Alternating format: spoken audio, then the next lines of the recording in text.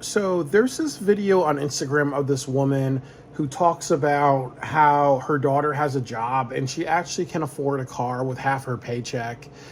And she forces her teenage daughter to pay her rent. Like half of her paycheck goes to the house and to the bills.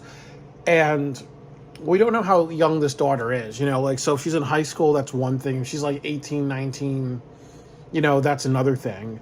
So there are a lot of people who are talking about this. And I think what some people are saying is that it's just very disrespectful because, when you have a child, you should not force them to earn money and pay for the family. It's not like the 1930s where everybody's poor and desperate. I can understand that. But then there are some people who are very well off who will do things like if their child has a birthday, a graduation, or grandparents give them money, they'll take the child's money and then they'll just spend it on, or then the parents will spend it on whatever they want to spend it on, or they'll say, no, I'm just going to take the money for myself because because I'll just say it's going to a college fund.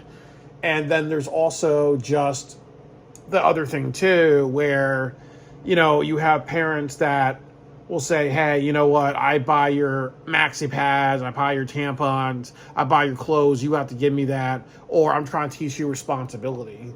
And, I find that really disrespectful because, when you are a parent, children should be allowed to keep their money. And I think that it comes from an older philosophy of, parents go out and break their backs for their children. So kids have to be, pitching in really.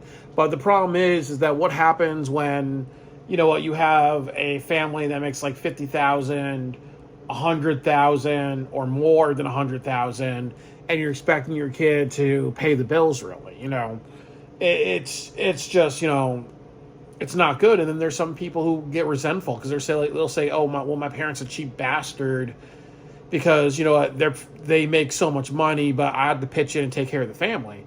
And then the other thing that happens too is, it's a off tangent that sometimes you meet people who have a bunch of children, they keep reproducing, and then the oldest child becomes like the surrogate babysitter, and they say, oh no, we're family. You pay, you pay for the diapers, you pay for the food, you pay for the activities. Also too, you babysit whenever, I'm going to knock you in the face really, So, I just don't, in my opinion, I find that really disrespectful. Children should be allowed to keep their finances. And parents need to be understanding that, that children are children, it's understandable if your child has a really good job at a young age and they're making, a few $1,000s, and then you're like, hey, we got to put it in a bank account. We got to save that money. You got to save that money. And we need to talk about finances and investing and having self-control with money.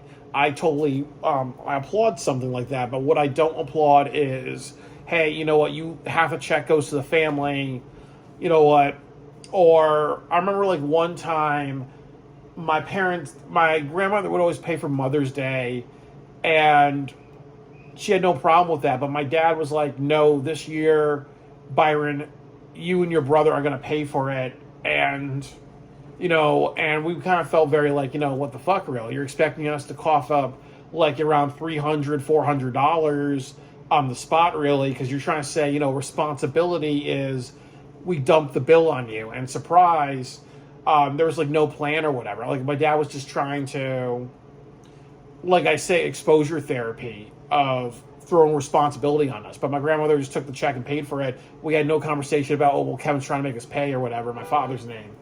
But yeah, and then also the other thing too is that the point of a parent is to be a provider, really. So if you have a child and let's say you have worked a full-time job and you can't afford certain things, I can totally understand that. But then it's like, why have a kid in the first place? Or why not apply for government assistance?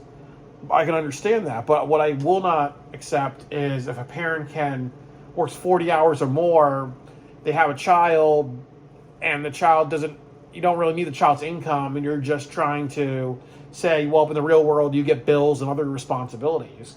No, I disagree with that, and I think a lot of people kind of draw that kind of that controversy. I think on one side people say, well, it was good to teach a child responsibility, and on the other side, a lot of people will say, hey, you know what, the child lives on the property, so why don't they pay the light bill and everything like that? Really, Robert F. Kennedy talked about children with autism, like high maintenance and low maintenance. So why should somebody, who is low maintenance, or there's a regular kid with they don't fall into any disability category, why should they be, paying the check or paying for bills, and other relatives don't really? Would it be fair? Like my younger brother, like for example, my dad put a lot of responsibilities on me. So my younger brother, he's not disabled or whatever. My older brother has a learning disability, but he can take care of himself. So, why should my dad force me to pay for things? Or what would happen if this girl has, her daughter if she has multiple children and she's just telling one daughter, hey, you got to do this thing, you got to do that thing, and all that. So there's also that double standards, but there's also the other thing too of, I understand you live on the property, you consume it as well, really. So therefore, you got to pay for things. I can understand that argument, but there's also the counter argument of, traditionally and in cultures and in etiquette, children should live for free on their parents' property. That's part of what happens when you decide to fuck and produce a child. You inherit all those responsibilities, all the financial responsibilities of having a child. So there's two different arguments for that, but I'm on the argument of that if you take money from your child, and you can also, if you take money from your child, but you're able to pay for everything, that's just being a cheap bastard or a cheap bitch. But if you are struggling financially and you need a child to pay into the family, you need to do two things. Stop thinking with your pussy, stop thinking with your dick, and stop producing more children. The next thing is, the child just should have nothing to do with you once you turn 18. Be like, okay, I'm not living in a family where I'm not going to be part of a family anymore that believes in shilling out all this income and everything like that, really. I got to be taxed and whatever. So, that's how I feel about it. I just don't think it's good parenting. I think it creates a lot of resentment.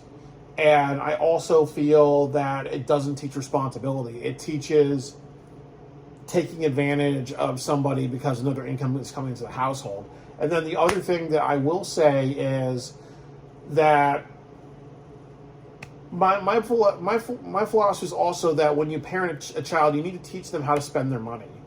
So saving money is important, but you got to teach them how to spend their money. Like, for example, I kind of believe, let's say if somebody wants to get $1,000, computer, I would say, okay, well, save $2,000. But once you, get that $2,000, 50% of it you can spend on the video game system to teach them to always have something to save up on. When I was a kid, I used to walk my dad's dog. I got $20 a week for it. And also the other thing was that I worked at at Bishop's Orchards. But I remember my father forbade me to spend any of the money. And he did something where if, I walked the dog and I made $80 a month, he would just say, hey, where's that $80? I need to take that. I need to confiscate that for you and put it in a bank account. And I also remember that I used to work for the state of Connecticut. I had a few jobs there, but I remember I was a summer intern. My dad put my money in a bank account, but I never saw any of that money. He said no, it's going to college, it's going to books, but I never saw that money. And it was a couple of thousands of dollars. So obviously, he took that for himself, really. Or he probably said, okay, since I'm paying for college and other things, there you go, really. So yeah, but you have to teach a kid just how to spend money. There's something that they want to do. You have to be like, hey, you're going to do it, but we also got to teach you how to save as well. So create a system where they're spending and saving at the same time. That's good. But the other issue is taking advantage, and I think there's a lot of that happens, and that's kind of one of the issues. Like if you have a parent like my parent, which taught saving money, but in the end of the day, you don't get any of the money because your parents going to take that and say, well, since I pay for your college, I'm going to just collect all the money, really. Or, like, I remember, like, one time when I was a kid, I took too long of a shower, so my dad was banging on the door, and he said, you owe me $10 because you ruined my morning.